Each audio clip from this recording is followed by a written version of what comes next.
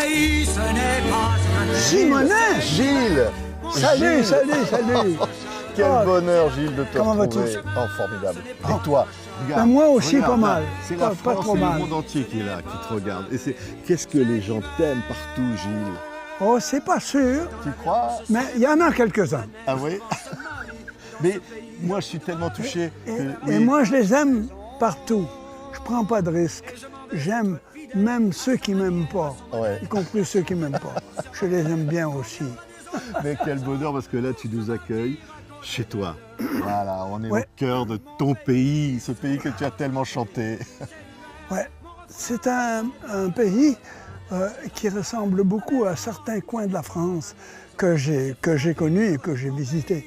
Parce que, d'abord, il y a une vieille maison de pierre qui a été bâtie par le temps des Patriotes, 1837-42. Et elle est encore là, Ah oui. solide. Comme toi. Comme toi. Aujourd'hui, on bâtit des maisons très, très vite, beaucoup de maisons, de grosses maisons très vite, mais elles ne feront pas cet art. C'est sûr. Et alors, là, il y a un chien. Comment il s'appelle? Il s'appelle Sirius. Sirius. C'est Sirius. c'est Bien. prétentieux, le pauvre. Il était nommé ainsi de l'étoile qu'on connaît bien. Ah oui. Mais il faudrait qu'on le voie. Viens, Sirius. Avant qu'on Ah, l'aille. non. C'est un chien désobéissant. Un peu comme toi. J'aime- Désobéissant. Mais j'aime bien qu'ils aient leur indépendance, qu'ils ne se laissent pas attirer par n'importe quel commentaire qui viennent de qui que ce soit qu'ils ne connaissent pas. Si ça vient de quelqu'un qui ne connaît pas. Voilà. Et même si je lui dis « Sirius, viens ici un peu ». Tu aimes bien, tu as dit un mot, tu aimes bien qu'il ait son indépendance. Ça Oui. me rappelle quand même ton histoire, ça. Hein. Oui, Sirius, viens vite, Viens, mon petit Sirius. chien. viens.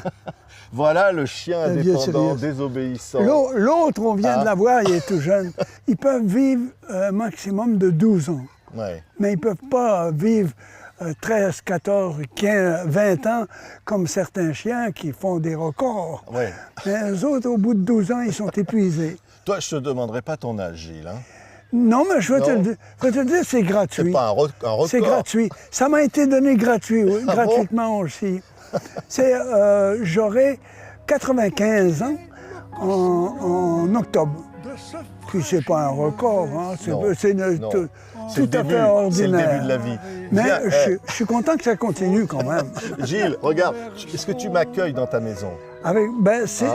C'est une ancienne grange Ah ben on y va. que j'ai convertie en bibliothèque et en studio. Ah bah Alors, c'est parfait. On y va en écoutant tes chansons merveilleuses. Extrait de ton nouvel album, Gilles. je le vois faire une messe de ses travaux courageux et tenir comme promesse d'être fidèle à ses jeux. Puis un jour, feuille d'automne, Waouh, c'est magnifique. il nous offrit Là, on est chez toi. Hein. Là, on est chez toi. Oui, Vraiment. ouais.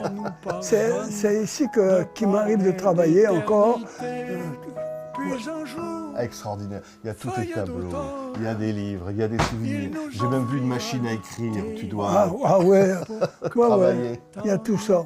Il y a toutes sortes de souvenirs. J'ai une boîte entière qui contient les carnets, les annonces des endroits où je suis passé en France. Ah bah alors ça fait, Ah, bon. ça prend de la place, hein. Ah, ça prend de la place un peu. Et je sais que c'est un endroit que tu adores, être là, parce que là, il y a ta bibliothèque derrière. Gilles, quand même, ce cadre-là, extraordinaire, tous ces livres qui sont derrière toi, c'est là où tu aimes te retrouver. Ouais. Et des livres, c'est encore du bois, hein, Ouais. sur lequel on a imprimé quelques petites affaires de temps en temps. Et sur lequel beaucoup de gens ont imprimé beaucoup de choses. Alors, la pensée de ces gens-là est derrière moi et me souffle de ne pas dire de bêtises, me souffle de me souvenir de ce que j'ai lu d'eux. Et j'aime bien être complètement entouré de livres, quand c'est possible. Bon, des fois, vous savez, quand on est rencontré comme ça, en entrevue, on a l'impression des fois, à mon âge en tout cas, d'être un vieil ermite qui n'a pas vu, qui a vu personne depuis des années et qui sort du bois. Et il a envie de tout dire. Et puis il n'y arrive pas. Oui, c'est dur de tout dire, remarque. Hein, oui, non, mais là, je voyais, parce que non, mais quand même, je vois derrière toi, je vois évidemment Serge Gainsbourg, Robert Charlebois, tiens, je vois quand même des gens que tu connais. Et Félix. Et Félix, évidemment. Il y a un volume dans la collection Segers, poète d'aujourd'hui. Ouais, non, mais ils sont là, il est là, Félix. Il est toujours avec toi, quelque part. Félix, il est avec tout le monde, encore aujourd'hui. On vient de faire quelques papiers dans la presse pour dire que ça fait 50 ans qu'il a écrit L'Alouette en colère. Eh bien, c'est bien ça. Voilà une chanson qui revit grâce à quelqu'un qui l'a bien entendue, qui l'a bien comprise et qui en parle encore aujourd'hui. Et ça donne l'occasion aux jeunes de dire ah, ben moi je ne l'ai pas entendu parce que il était mort quand je suis né, Félix. Et ça veut dire qu'il n'est pas mort. Ouais. Ça veut dire qu'il n'est pas mort partout. Tant que son âme continue de veiller au nôtre, il n'est pas mort. Ouais, il n'est pas mort tant que quelqu'un pense encore à lui. Oui, mais ça, c'est ce qui est extraordinaire, parce que ce disque-là qui vient de sortir s'appelle Comme une chanson d'amour. Il a été enregistré là, à cet endroit où nous sommes. Entièrement. Hein, A cappella tout le long. Parce que je dis ça pour François Dacla, parce que il n'était pas ici, mais il l'a reprise en France.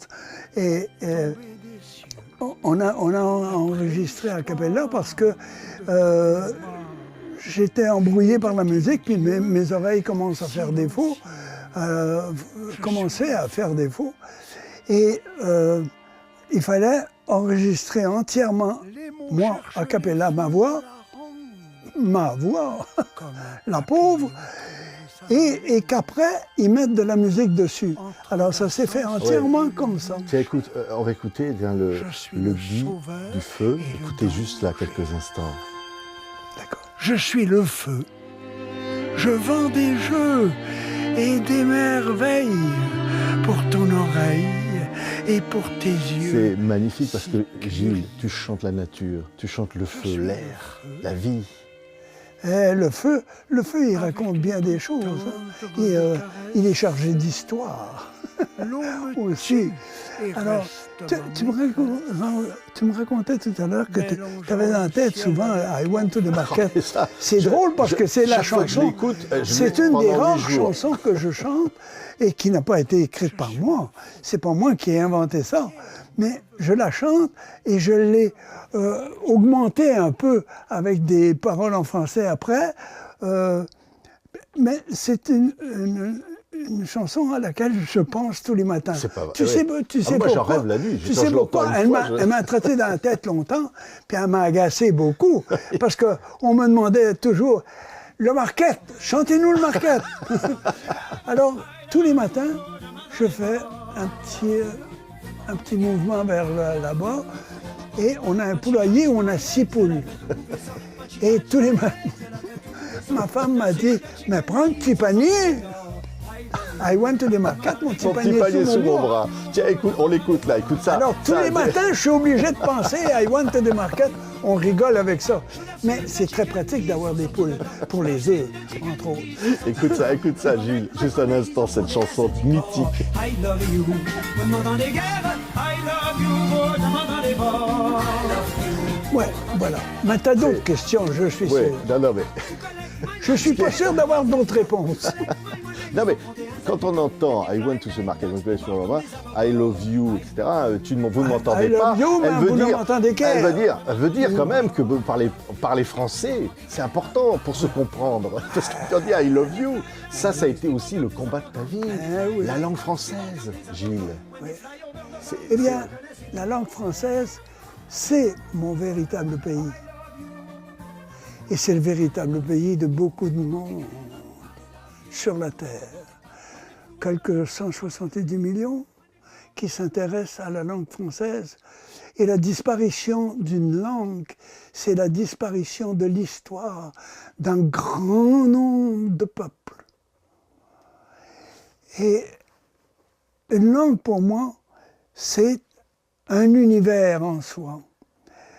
Et je vis par mes mots, je pense par mes mots, j'écris par mes mots, et je compose, si par hasard je compose, par mes mots. C'est la langue qui me fait composer.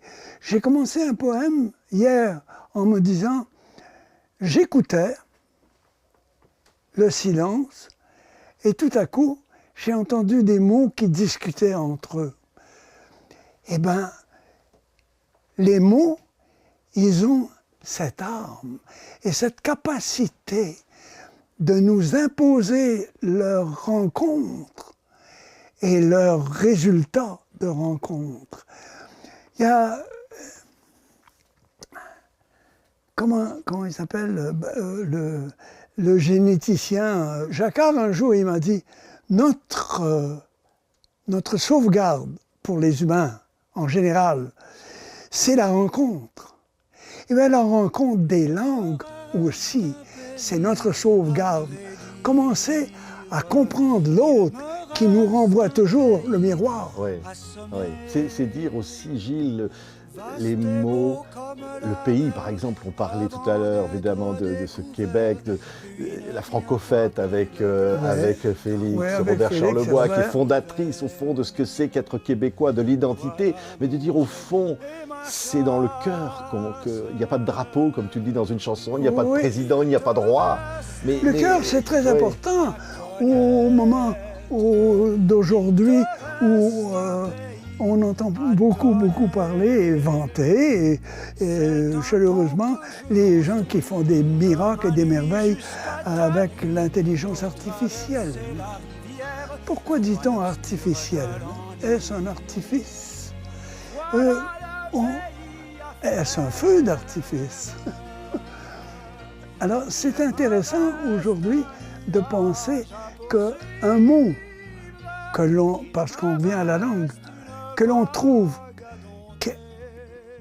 que le jeune étudiant est obligé, non pas de trouver sur sa cassette, sur son téléphone, sur son outil, mais qu'il est obligé de chercher dans le dictionnaire. Il s'en souviendra beaucoup mieux et beaucoup plus. Ça rejoint des trucs comme la lecture, quand on n'a pas de livre, eh ben, c'est une possibilité avec les machines, avec la technologie d'aujourd'hui. C'est merveilleux, ça, mais on ne lit pas un outil de la même manière qu'on lit un livre. Un livre, on a le toucher, l'odeur de l'encre, la vue, tous les 5 sens sont sollicités. Le toucher du papier, les 5 sens sont sollicités. Alors, comme disait Thomas d'Aquin, c'est une des bonnes choses qu'il a dites, à mon point de vue, c'est nihil in intellectu quam prius fuit in sensu. Il n'y a rien qui arrive à l'intelligence qui ne soit passé par les sens. Alors, c'est pour ça que lire un livre et tenir un livre dans sa main, c'est plus important que de lire sur des machines. Oui, mais toi, parce que la machine, elle ne pense pas. Ta patrie, si on parle de ça, le Québec, mais ta patrie, c'est la culture, c'est l'enfance, c'est la gigue, c'est la langue de ma mère et de mon père. C'est ça, au fond, être québécois. Le fond de culture, il vient de tout jeune, les premiers mots qu'on a entendus.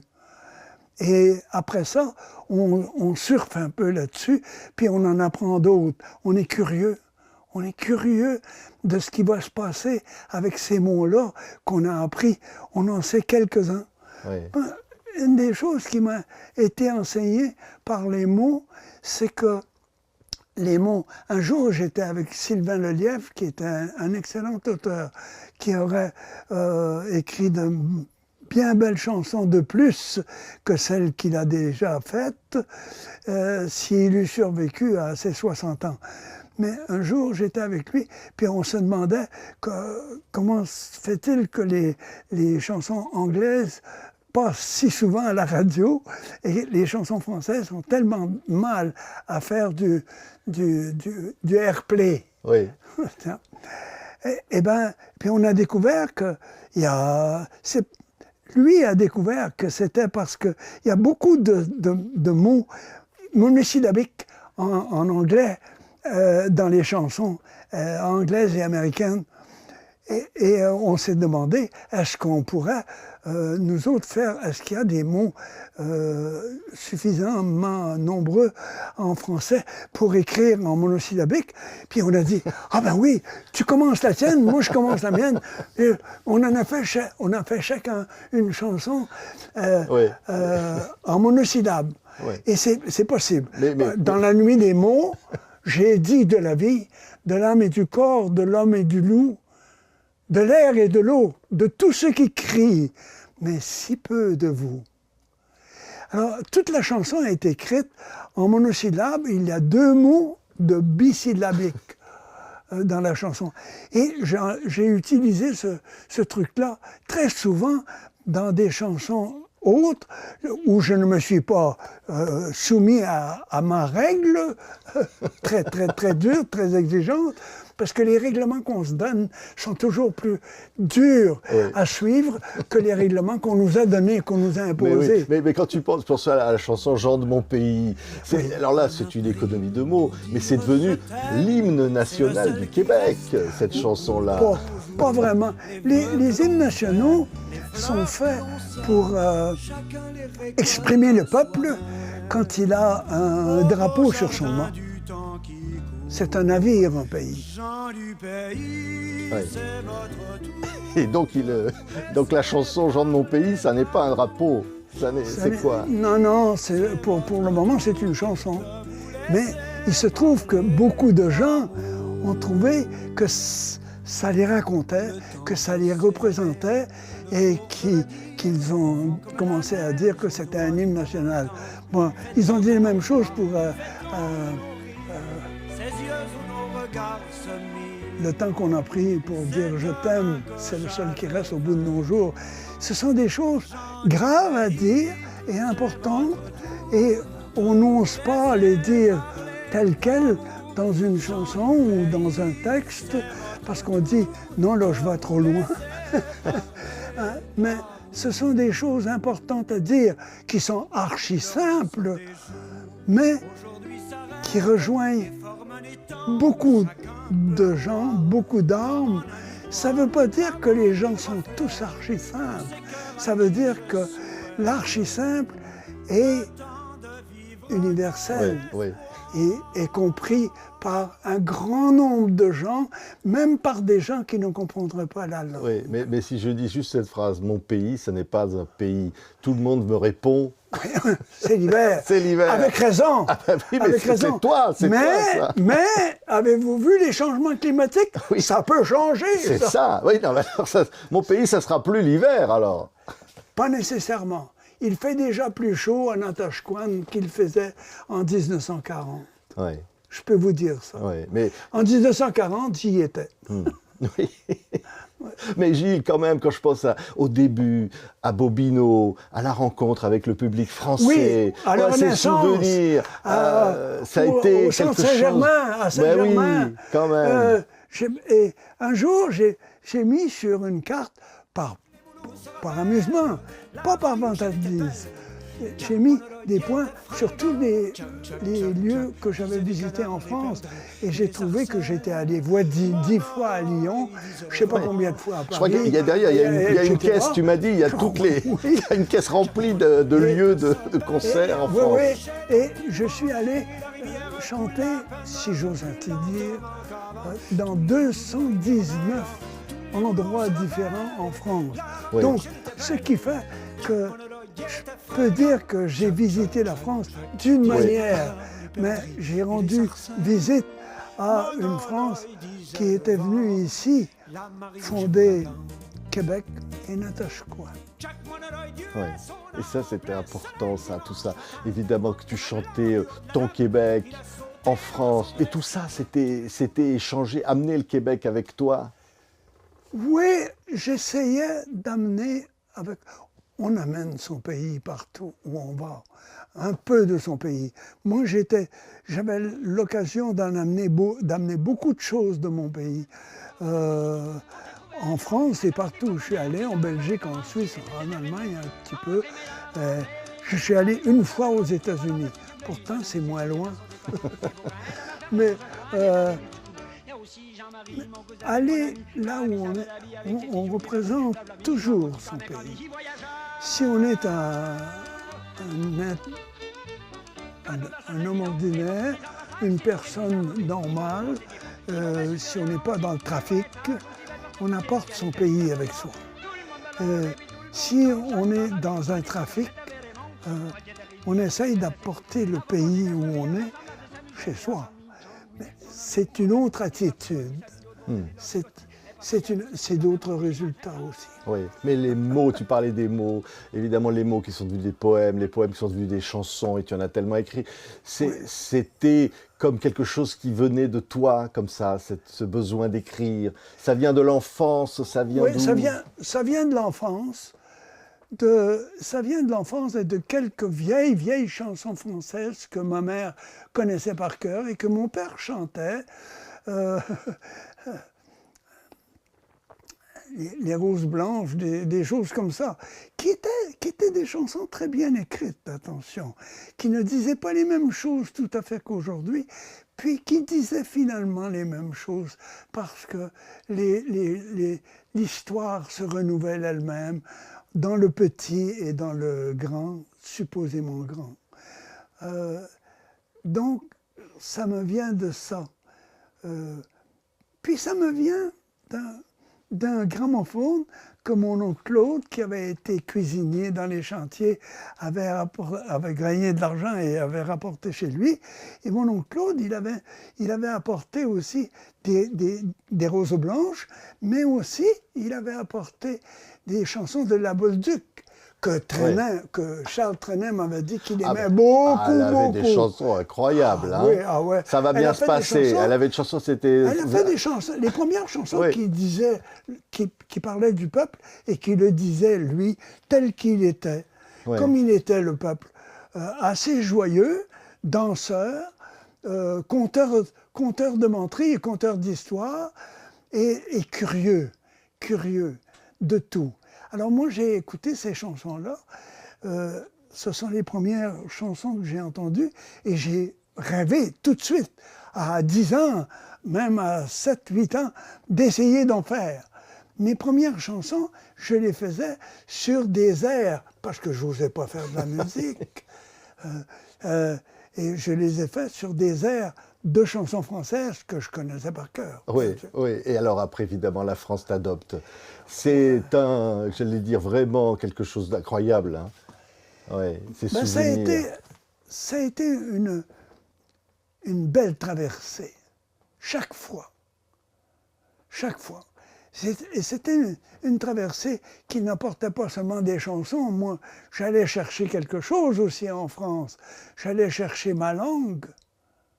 Et j'allais chercher mon histoire. Et j'allais chercher mes ancêtres qui sont partis de la Charente-Maritime et des quelques autres. Donc, j'ai chanté partout par là. J'ai donné des spectacles partout par là. Et j'avais une voix qui me rendait très humble. Ça, c'est très bon, c'est de bonne santé, ça. Alors, je ne me prenais pas pour un chanteur et je ne me prenais pas pour un grand artiste. Je me prenais simplement pour quelqu'un qui a envie de raconter qui il est et qui sont les gens avec qui il a fondé pays. Oui. Alors, qui sont ces gens-là? des gens extraordinaires. Moi, quand je vais à Natashquan, je repasse le cimetière.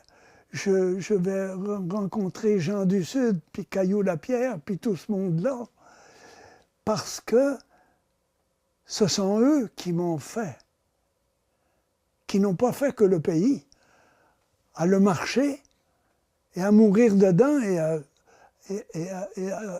le devenir ensuite par les vers. Oh, ça, c'est un mauvais jeu de mots, mais à le devenir. Devenir ce pays-là pour l'avoir marché, pour l'avoir chassé, pêché, vécu, pour l'avoir brûlé, pour l'avoir chanté, et à la fin, retourner dans ce pays-là, être... Merci pour moi, à moins que je souffre et que j'ai perdu l'esprit, merci pour moi. L'aide à mourir. J'espère avoir la décence d'être capable de faire ça tout seul et avoir la santé, si j'ose ainsi dire. La santé, d'avoir la force de mourir. De mourir tout seul, de mourir de moi-même, j'espère, et d'être enterré à Natashquan. Parce qu'il y a maintenant des propositions, des salons mortuaires, de l'humus, redevenir l'humus, redevenir la terre. Je trouve ça parfait. Oui. Alors, il y a quelques pensées comme ça qui nous habitent à 95 ans. Oui, en même temps, ça ne t'empêche pas d'avoir ce rire merveilleux. Tu as toujours eu ce rire qui est quand même... qui est... Ça, je trouve ça je trouve ça finalement plus utile et plus empathique, le rire, que de pleurer. Les pleurs peuvent être empathiques aussi, mais je trouve que pour le moment, rire me convient, me convient mieux, me convient mieux. Et moi, à pleurer, je n'ai pas fait beaucoup de chansons qui pleurent. J'ai fait beaucoup de chansons qui rient. Mais comme ça, moi, je dirais, oh, ça serait nous vanter. On est comme ça, sur la côte nord. On n'a pas le choix de rire un peu. On est entre la glace et la mer. Alors, on a à apprendre beaucoup du vent, de l'air, de l'immense espace qu'on a, et des arbres qui réussissent à y pousser, à y grandir. C'est merveilleux, ça. Et aujourd'hui, on est de plus en plus sollicité par les forestières qui s'occupent de gagner de l'argent avec la forêt, mais qui ne s'occupent pas de l'orignal et du caribou. Peut-être il faut penser aussi aux chevreuils et à quelques perdrix. Oui. C'est magnifique, Gilles, de t'entendre, cette poésie, ce bonheur. J'allais presque dire, je lisais, mais je pensais à ta maman qui était institutrice, courageuse, à une époque où c'était pas possible. Ton papa pêcheur qui jouait de l'harmonica. Dans la difficulté, il y a toujours eu cette force comme ça de se battre. Oui, c'est deux. Ouais. C'est deux. Ma maman a été institutrice à partir de l'âge de 16 ans. Et elle avait étudié au couvent un peu, et elle me chantait des berceuses, une chanson française. Je crois que c'est une poétesse qui s'appelait Ratisbonne, pas très très connue, c'est pas Musset ni Victor, mais je crois qu'elle s'appelait Ratisbonne, une dame qui avait écrit une chanson dans laquelle il y avait... La chanson n'utilisait pas tout le poème, je l'ai retrouvé, mais dans lequel il y avait Petit oiseau, je t'écoute, qu'ils sont jolis tes refrains, viens te poser sur ma route, et je te verrai demain, quelque chose comme ça. Puis il disait un quart d'heure, un instant même, si tu venais sur ma main, tu comprendrais que je t'aime et tu reviendrais demain. Une chanson toute simple. Ma mère elle connaissait 4 ou 5 couplets, je pense. Moi, j'ai retenu ces 2-là parce qu'elle me les chantait toujours pour m'endormir. Alors, vous voyez ce que c'est qu'une chanson et quel chemin ça peut faire. Ouais. Il y a des gens qui m'ont dit un jour, eh bien, j'ai rencontré ma femme avec J'ai pour toi un lac, on était en Hongrie. Ah, j'ai dit, je suis jamais allé en Hongrie, mais la chanson s'est rendue. Ça, c'est des bonnes nouvelles. Oui, c'est vrai, ça, c'est comme ça. Alors, il y a des gens comme ça. Puis il y a des gens à Paris qui ont été des vecteurs de tout ça aussi. Je pense à Françoise Lô, je pense à Gilles Blévès, je pense à Jean Terrier, à Michel Buller de Suisse, à François Dacla. Je pense à des gens comme ça qui ont été des vecteurs extraordinaires de ces chansons et à qui je dois une immense reconnaissance. Il y en a un à qui tu dois, si j'ai bien lu, c'est un évêque qui t'a dit un jour, tu étais gamin, va à Québec, prends des risques, vis ta vie. C'est vrai ou pas ça? Un évêque. Ah oui. C'était Monseigneur Labrie. Oui, c'est lui qui t'a dit fonce. Vas-y. En fait, moi, j'y avais demandé si c'était bien de faire des chansons, parce que j'étais archi-catholique à ce moment-là, évidemment, et puis je suis resté avec la foi dans les armes. Mais les règlements, j'ai fini par les faire moi-même, et ils étaient souvent plus exigeants que ceux qui m'avaient été imposés. Mais alors, Monseigneur Labrie est un homme très intelligent, qui parlait 7 langues, qui jouait de 3 ou 4 instruments de musique et qui était très cultivé. Moi, quand je suis resté au presbytère à un moment donné parce qu'il y avait des vacances, puis on n'avait pas les moyens d'aller à Natashquan en avion, puis je suis resté à Haute-Rive, à côté de Bécomo, resté là pour les vacances. Alors, il avait commencé par me faire écouter du Brahms et du Beethoven. Il aimait beaucoup la musique, il connaissait beaucoup la musique classique, et il m'a fait écouter jusqu'à savoir par cœur la 3e de Brahms. Et c'était un homme cultivé qui m'avait dit, moi j'avais dit que j'écrivais de la poésie, fais ce que tu veux, mais fais quelque chose de ta vie. Il était presque fâché. Puis, j'ai dit, promis, Monseigneur, promis, je vais faire quelque chose de ma vie. Et à 95 ans bientôt, j'ai fait un petit quelque chose de ma vie. Oui. Et j'ai toujours grand respect pour Monseigneur Labrie. Oui, mais pour ces gens-là, qui m'ont fait. Mais oui, mais Gilles, quand tu dis j'ai fait quelque chose de ma vie, mais je lis, mais docteur honoris causa, toutes les plus grandes légions d'honneur, les médailles des arts et lettres, tu as tout. Tu es au sommet, Mais vous avez remarqué, il n'y a pas un doctorat d'affiché? Non, mais j'ai vu des récompenses de victoire, des chansons, des Félix. Ils sont cachés. Ils sont cachés, mais tu as tout ça. Le plus joli, je l'ai reçu d'un ami qui est astronaute et qui me l'a envoyé depuis la station spatiale. Alors... Mais quand tu vois tout ça, tu te dis, mais c'est bien moi le petit gamin qui a tout ça. Mon père était surpris que ce soit bien moi.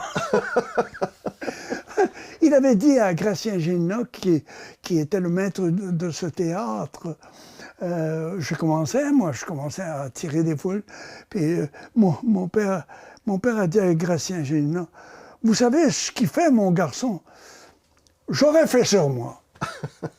Il chantait dans les veillées, puis il m'a dit, quand j'ai montré un chèque que je donnais à mon oncle au villa, qui m'avait prêté de l'argent pour les études, il m'a dit, t'as chanté combien de soirs pour ça? Puis j'ai dit un soir. Il dit, bateau, j'ai perdu des millions, moi. Parce qu'il chantait dans les veillées. Non mais tu te dis, dans 100 ans, on chantera encore tes chansons. Il y aura toujours des gens qui vont chanter. Et ça, c'est formidable ou pas? C'est quoi? Dans 100 ans Oui, il y a encore des jeunes qui, de temps en temps, reprennent une de mes chansons. Ça me ravit parce que ça lui donne vie. Et il y en a beaucoup qui en ont chanté, dont je pense à Michel Buller en Suisse et quelques autres en Belgique et ailleurs. Et ça me fait penser que j'en ai pas écrit assez. J'en ai pas écrit d'assez belles. Je n'ai pas été attentif à ce que me disait la foule. Écris-moi. Écris sur moi, me disait-elle. Et vers la fin, j'ai commencé à écrire le temps qu'on a pris pour dire je t'aime, c'est le seul qui reste au bout de nos jours. Parce que je me disais, il faut que j'écrive sur les gens. Ces gens-là qui sont devant moi, qui applaudissent, qui crient et qui chantent avec moi. Bon. Et c'était plus compliqué. C'est plus compliqué écrire sur tout le monde qu'écrire sur soi-même. Ouais. Bon, sur soi-même, j'en ai fait assez. Mais écrire sur les autres, sur ceux qu'on ne connaît pas, c'est plus difficile. Il faut prendre plus de soin. Et il faut attendre après que cette personne-là se sente représentée ainsi. Alors, ça m'est venu, puis aujourd'hui, je n'écris plus de chansons, j'écris ce que je prends pour des poèmes de temps en temps, mais c'est pas grave, c'est pas dangereux. Mais tu te dis, parce que ça c'est ton dernier disque évidemment, c'est une chanson d'amour à la vie, à la terre, mais tu te dis les hommes, l'humanité, tu les aimes, tu as aimé cette humanité, tu te dis ils vont... Tu crois vraiment, tu as de l'espoir pour l'avenir? Oui, il y a de l'espoir pour l'avenir, parce qu'il y a eu des Béard, des Brassens, et des Trenin, et des Michel Buller, tellement, il y a eu tellement de chanteurs, il y a eu des Serge Reggiani qui ont chanté les chansons des autres, des chansons écrites par les auteurs. Et ça, c'est très, très, très précieux. Et Serge a été un ami et un des premiers à me prendre sous son aile. Et il m'a emmené dans une tournée en 68, dans une tournée qui faisait le tour de la France. Ça nuit pas, ça. Alors, je lui garde une reconnaissance éternelle. Merci infiniment, Gilles. Pendant que les bateaux font l'amour et la guerre avec l'eau qui les broie, pendant que les ruisseaux, dans le secret des bois, deviennent des rivières, moi, je t'aime. C'est dans les premières, ça. Ouais. Moi, je t'aime. Moi, je t'aime. Pendant que... Je ne chante plus, presque jamais, et ça paraît. Mais j'ai fait une dernière tournée, un dernier type de tournée dans la province de Québec, dans le Québec, en parlant avec le public, en entrant en conversation avec le public, où j'ai fait une cinquantaine d'endroits où j'ai eu 1h30 de discussion avec le public. Des fois, ça durait 2 heures, puis ça dépassait, parce que le public avait le droit de poser des questions, puis il paraît que j'avais le droit de répondre. Alors, j'ai terminé comme ça. Et puis, après, il y a eu des invitations, puis j'ai décliné parce qu'il y avait beaucoup de jeunes qui avaient beaucoup de talent, qui attendaient aussi la place de faire d'être en vedette à tel ou tel endroit, à telle ou telle occasion, comme la fête nationale. Et puis, je trouvais que c'était correct, à mon âge et à ma voix, de leur céder la place. Oui. Et j'ai cédé la place. Merci, Gilles. Sans le moindre regret, sans la moindre amertume. Ce que ça donne, c'est que de temps en temps, je rêve que je suis à Châtillon ou que je suis à Perros-Guirec et qu'on prépare la soirée, puis que Jean Terrier est avec moi, puis il dit « Eh bien, ce soir, il va falloir que tu t'y mettes parce que... » Et ça y est, Voilà, ça repart, change. ça repart. Je rêve de temps en temps, on repart. on repart. Merci, Gilles. Je t'en prie, Merci infiniment. Simonet. Oh, Je t'en prie. merci. Je t'en prie. Merci beaucoup de nous avoir accueillis ici, chez toi, dans ton univers, ici, au Québec. Que je vous suive.